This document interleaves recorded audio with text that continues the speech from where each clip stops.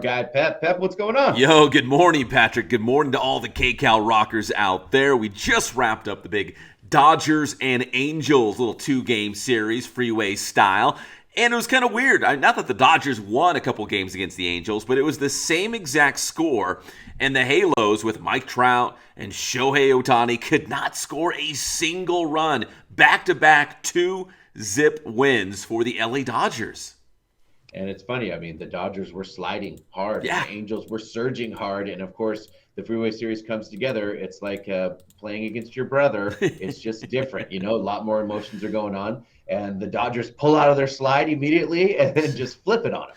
Yeah, not only did they get out of their slide, but they beat one of the best pitchers in baseball last night, Shohei Ohtani. And the Angels only got, I think it was like 2 hits. Luis Rengifo, the pride of the Inland Empire 66ers, I think had 2 hits. That was it against Dodgers pitching when they used, I think it was like 6 pitchers. They had the opener, not a starter, what they call it, the opener, where they used just a bunch of bullpen guys to get through a complete game. And they did. Not only did they do a serviceable job, but obviously a complete game shutout against the Halos. And a couple solo home runs is all the Dodgers needed because that bullpen by committee worked against the Halos last night. Unfortunately, it happens. The bats went silent. It happens. It does happen. Baseball's a funny game like that, right? You could be a red-hot team and like another team like the Dodgers coming off a terrible series against the Giants. All of a sudden, they get some great pitching against a Halos team that has maybe the best 2 hitters in baseball. So who would have thought? So Freeway Series style. So if you like the Freeway Series, maybe you'll like the London Series. The Cubs and Cardinals will be playing in jolly old England in London coming up. And I just saw a funny tweet, Patrick. Cubs-Cardinals, if you're not familiar with it, it's a heated rivalry. It's like Dodgers-Giants, right? Like, they don't like each other. They've been rivals for a long, long time. So, a Cubs fan wrote on Twitter, I would rather go all the way to London than St. Louis to see the Cardinals and Cubs. So they don't like each other at all. It's 2 of the biggest beer drinking fan bases just going at it, man. I love it. No, it's 2 great sports cities. They love their teams, and that's the way it should be, right? So it should be fun. They're going to convert, of course, London is a soccer stadium. They're going to convert it into a baseball stadium for a 2-game series, Cubs and Cardinals coming up at the end of this week. So that should be pretty cool. And speaking of baseball, this is cool. Chase Field, the home of the Arizona Diamondbacks, all this week is the home for the Major League Baseball Draft Combine. So the top high school baseball players in the country and some of the top college players in the country go to this combine. So, scouts can see it one more time before the Major League Baseball draft in a couple weeks, in about 2 weeks, 2 or 3 weeks in Seattle.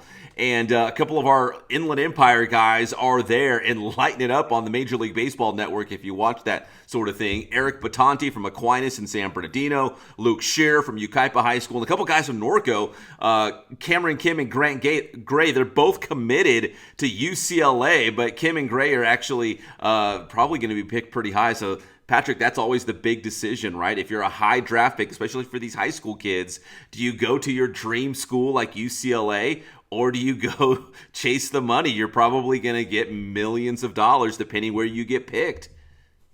You can always go back and go to school. You know what I mean? I realize school is important and all that stuff, but I think they should chase the dream. Chase the dream until that is over or you achieve it. Because you can always go back and go to school. We've always heard those good stories, like even Lamar Jackson, for example, is probably the latest one. He went back to Louisville, finished his degree, feel good story, got the dream, got the degree. Mama's happy, right? Everything's good. Happy.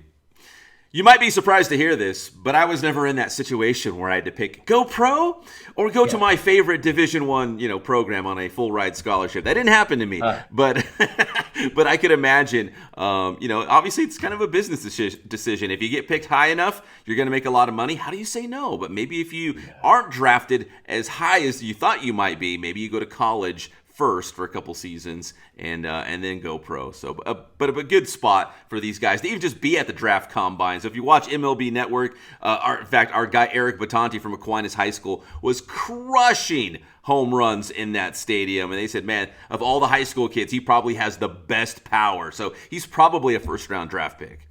Dude, that's cool. I love it. Awesome, man. So we got the MLB draft coming up the first week of July, but we got the NBA draft tonight. And with the number 1 overall pick, the San Antonio Spurs are likely going to pick the next big basketball sensation. At least that's what everybody tells me. Victor Wembanyama, and he's 7'3", 7'4", can shoot the three, can handle the basketball. Patrick, they're saying he's the best prospect that we have seen maybe since LeBron James. Right, I even heard, and I know this is saying a lot. I mean, there is some high hype on this kid.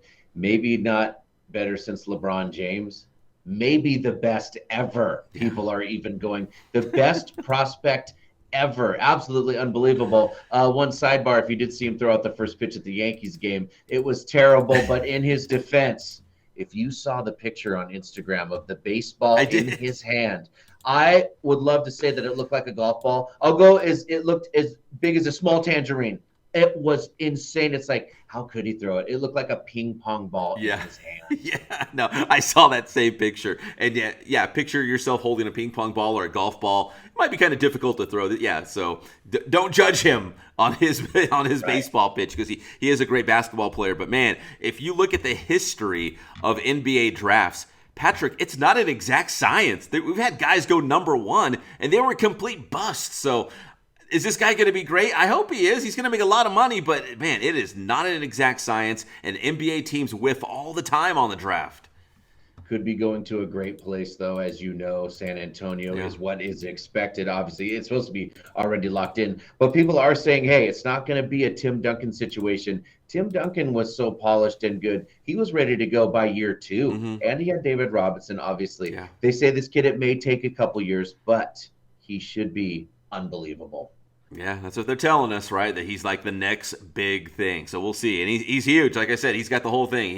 He's super tall, but it's got all the handles, can shoot. So it should be interesting. I like to see, 5 years down the road, did they get it right or did we get it wrong, or is it somewhere in the middle? So I love it, man. So we got the baseball draft. We got the NBA draft. That's why we keep it up to date with our guy, Pep. Pep, tell him how to get your stuff. Listen, always up to date on my stuff. Inland Sports, Facebook, Instagram, Twitter. We got the Inland Sports YouTube channel. You can go right now and hit that subscribe button. That's Inland Sports. Thanks, Pep.